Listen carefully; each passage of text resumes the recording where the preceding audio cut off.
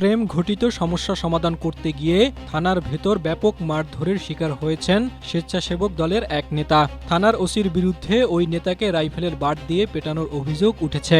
৩ June বুধবার রংপুর নগরীর কোতোয়ালী থানার ভেতর এ ঘটনা ঘটে। মারধরের শিকার ওই নেতার নাম রাকিবুল ইসলাম।